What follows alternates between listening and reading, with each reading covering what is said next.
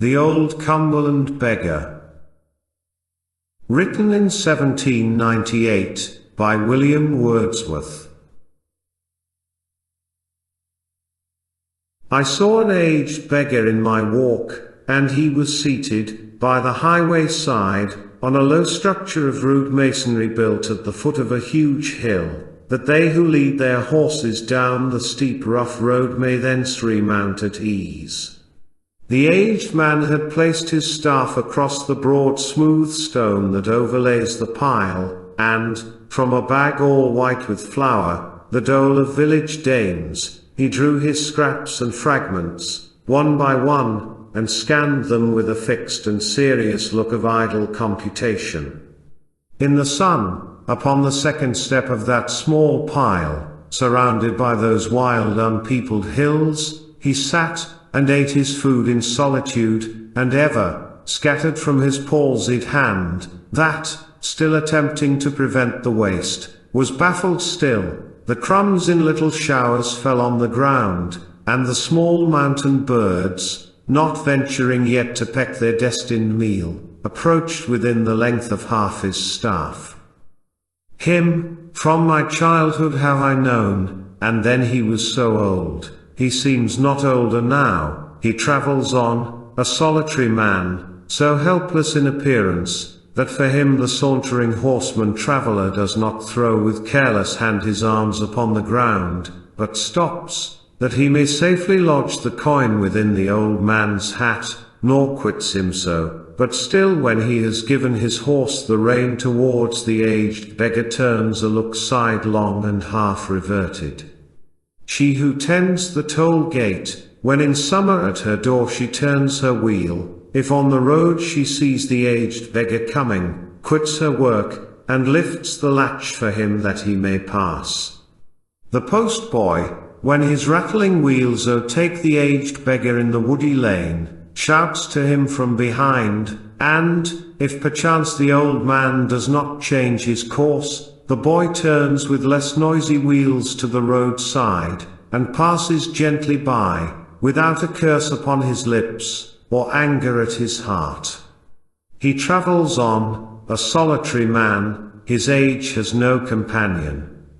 On the ground his eyes are turned, and, as he moves along, they move along the ground, and, evermore, instead of common and habitual sight of fields with rural works, of hill and dale, and the blue sky, one little span of earth is all his prospect.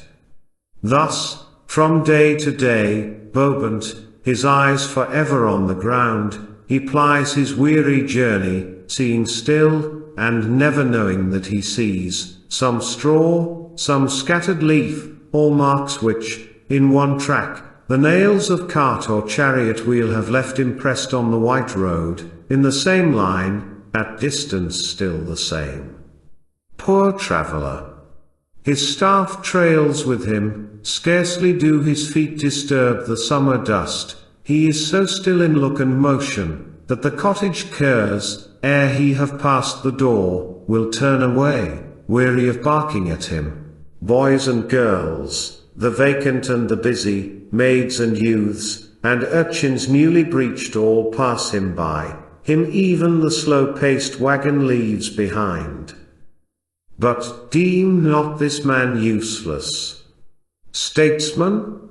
Ye who are so restless in your wisdom, ye who have a broom still ready in your hands to rid the world of nuisances, ye proud, heart-swoln, while in your pride ye contemplate your talents, power, and wisdom, deem him not a burthen of the earth. 'Tis nature's law that none, the meanest of created things, of forms created the most vile and brute, the dullest or most noxious, should exist divorced from good, a spirit and pulse of good, a life and soul to every mode of being inseparably linked. While thus he creeps from door to door, the villagers in him behold a record which together binds past deeds and offices of charity, else unremembered, and so keeps alive the kindly mood in hearts which lapse of years, and that half wisdom, half experience gives, makes slow to feel, and by sure steps resigned to selfishness and cold oblivious cares.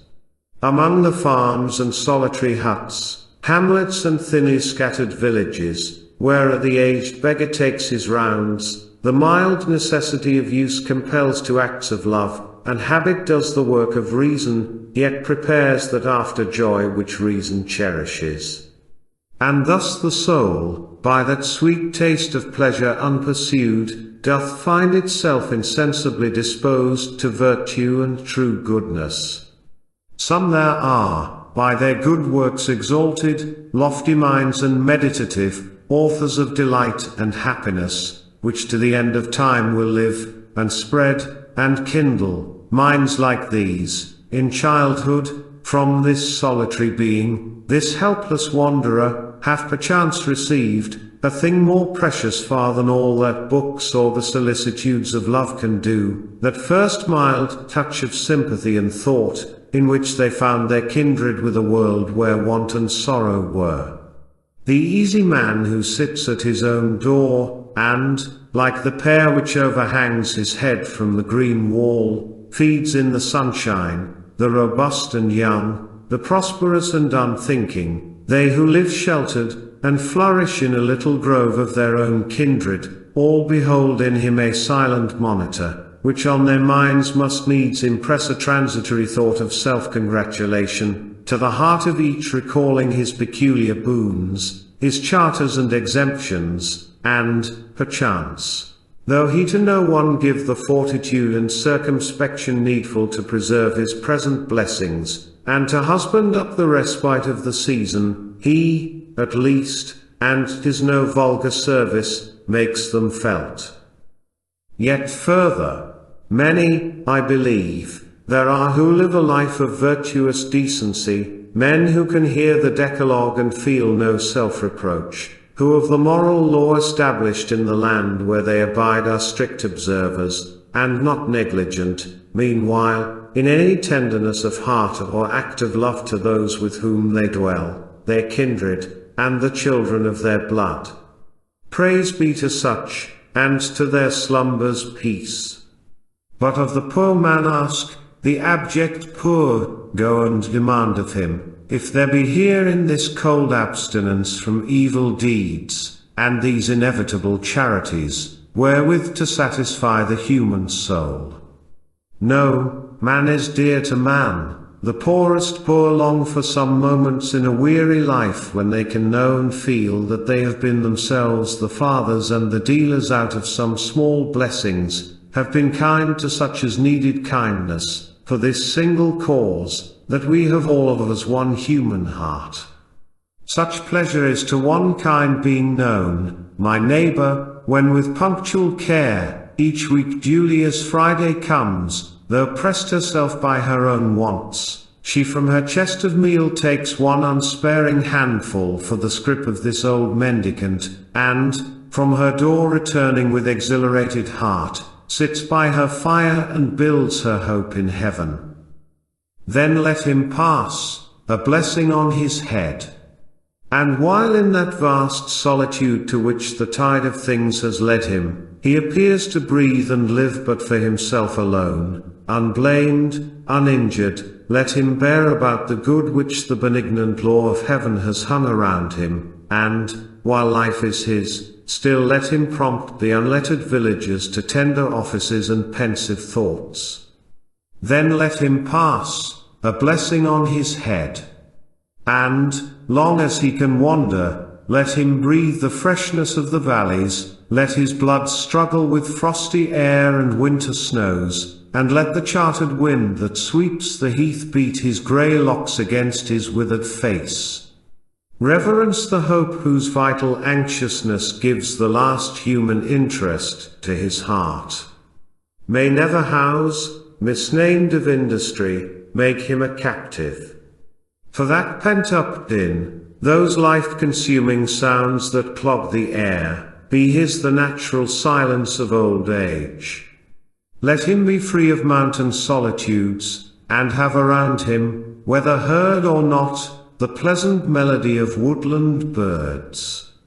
Few are his pleasures, if his eyes have now been doomed so long to settle on the earth that not without some effort they behold the countenance of the horizontal sun, rising or setting, let the light at least find a free entrance to their languid orbs.